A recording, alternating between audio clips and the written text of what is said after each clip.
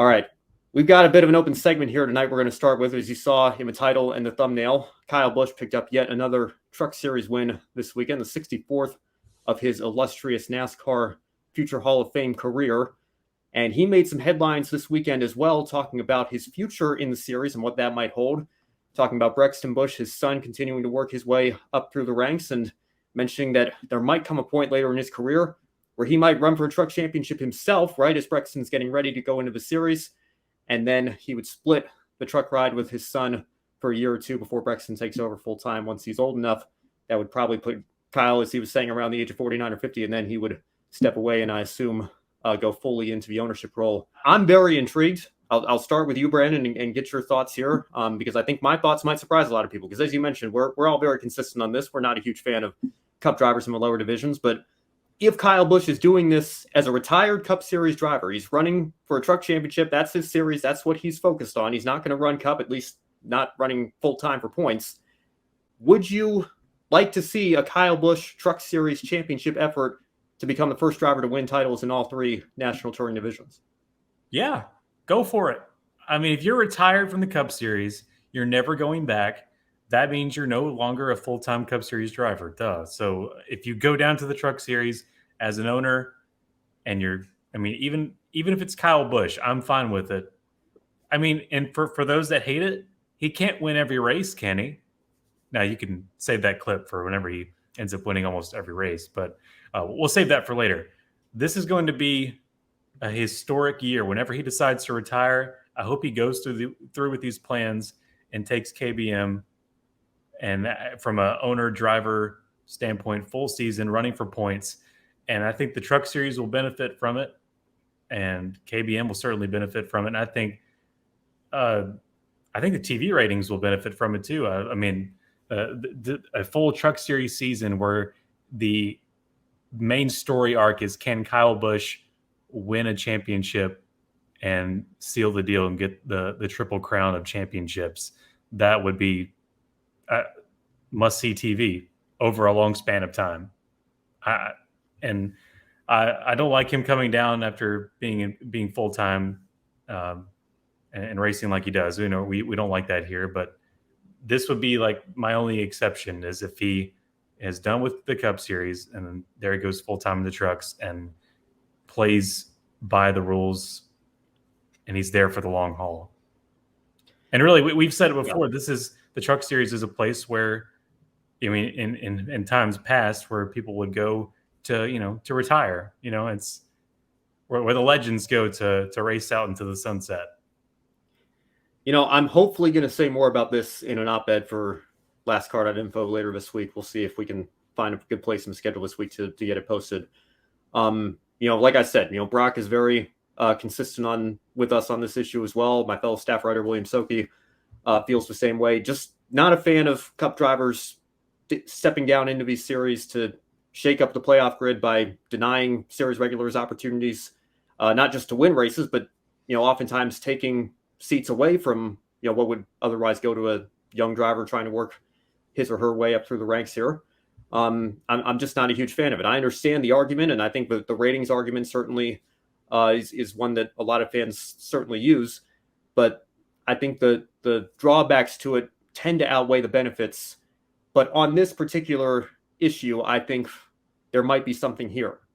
I think the argument that they use about it being a storyline and drawing more eyeballs to the series, which you just mentioned, Brandon, I think absolutely 100%. I think that goes exponentially even higher if Kyle Busch is trying to do something that has never been done before in this sport. Nobody has ever won championships in all three divisions. Greg Biffle came the closest, coming runner-up to Tony Stewart in 2005. Austin Dillon, if he ever got hot at the right time during a playoff run, he would have a chance to do it. He's got a title in Xfinity and trucks, but he's been well behind his teammate, ironically, Kyle Busch this year. No disrespect to Austin Dillon, but I feel like if we're going to see it happen, I feel like Kyle Busch stepping into the truck series is the much more likely route, at least any time in the near future, that we'd see a triple crown champion, if you will, in this sport.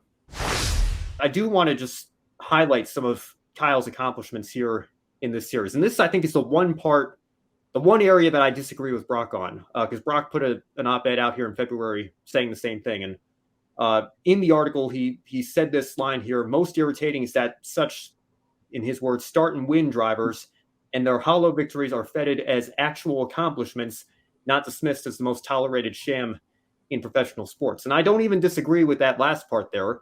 Like I said, I'm not a fan of it, but I think it's a little bit of a mistake to completely reduce what Kyle's done in trucks and Xfinity as well as just complete non-accomplishments. Just not accomplishments at all. Because I think when you do that, perhaps unintentionally, I would say almost certainly unintentionally, but I think you're kind of diminishing the ability and the talent of the drivers who regularly race in those series. It's easy to jump into a car or a truck that drives completely differently than your Cup Series car on Sunday, oftentimes with no practice in qualifying, especially back in the day when these guys were racing 20, 30 races a year at completely different tracks on the same weekend. They'd hop in and have a series regular practice and qualify their car, and then they'd have to come from the back of the pack to drive their way up through the field because they missed qualifying and had a driver change, and a lot of times they'd still win the race. I feel like that's an accomplishment to a degree. I'm not putting it on the same level as a Cup Series win by any means, but to say that it's a complete non-accomplishment, I think is a little bit misguided there. But I mean, especially when you talk about Kyle's numbers here, 64 Truck Series wins, 102 wins in the Xfinity Series. Can you believe his 63 Cup wins? That's the lowest total in the top 3 series for Kyle Busch. Imagine having 63 wins in a NASCAR top 3 series, and that's your lowest total. That's your low, yeah. I mean, it's unbelievable. And it's not just like, we look at Kyle's stats, the last several years or so, because we can do that. And I'm trying to find the numbers here because I put them in the draft my op-ed. He's limited to 5 starts nowadays, right? So let's take, he just finished up his 5 starts through 2023. In his 30 starts the last 6 seasons, so we go from 2018 to 2023 here. Do you know how many times Kyle Busch has finished outside the top 3 in the last 30 truck races he's run? 4 times. He's 26 for 30 in terms of podium finishes in the truck series over the last 6 years. Only times he's been outside the top 3 are a couple 21st place finishes when he got shuffled back at Atlanta in 2018 and 2020, and then 7th place at Charlotte last year, 7th at Kansas this year. But aside from that, he's been an automatic lock to be on the podium in the top 3 in every truck series race he's entered since 2018. And then if you want to take it all the way back to when he was a teenager in 2001, just breaking into the sport, just making his debut in the series, all 170 of his starts in trucks, he's finished in the top 5 115 times. He is historically more than twice as likely to score a top 5 finish as he is to finish 6th or worse. It's just mind-boggling. I mean, these are numbers that you would put up in NASCAR 2005 Chase for the Cup on your PlayStation 2, right? So I just look at what Kyle's done in trucks, and I feel like I'm curious, honestly. It's not even like, it'd be cool to talk about somebody who's won a championship in all 3 divisions. I would love to see if Kyle went full-time, if he ran all the standalone races and was on the truck series entry list every weekend, running alongside truck regulars for a full season.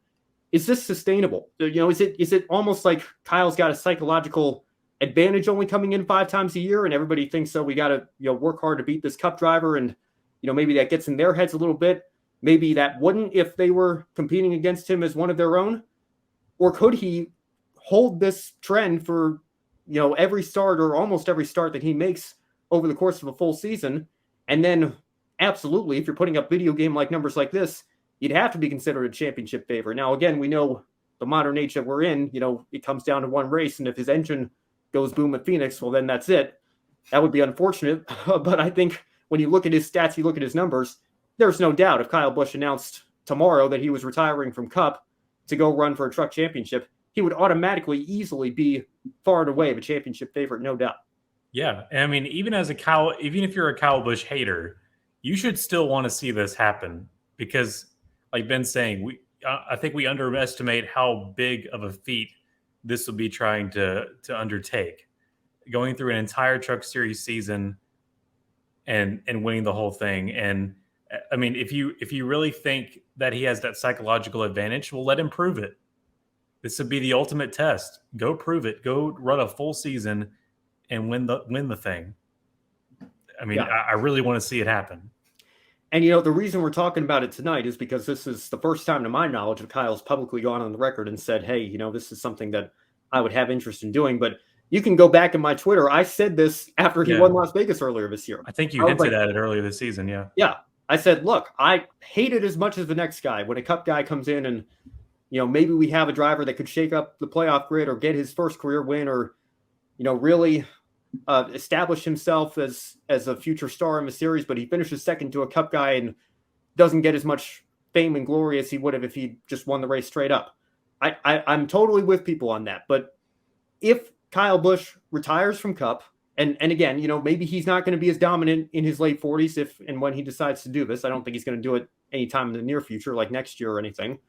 But you put Kyle in that situation, to me, he doesn't become a bushwhacker, ironically enough, with that name there. He doesn't become a bushwhacker. He's a Johnny Benson. He's a Ron Hornaday. He's a Jack Sprague. He's, a Johnny Sauter. He's somebody that, only is a champion. Guys, yeah. Only is a two-time champion. That's the only difference. Yeah. The only difference is, of course, he's had much more success in Cup than those guys ever had. But those are guys that ran Cup for a little while and then decided, you know what, maybe just the way rides worked out or career opportunities worked out, let's try making a career out of Truck Series. And Ron Hornaday is in the Hall of Fame, deservedly so. As far as I'm concerned, Mike Skinner and Jack Sprague should have at least been nominated by now. I think we need a little bit more representation from a Truck Series.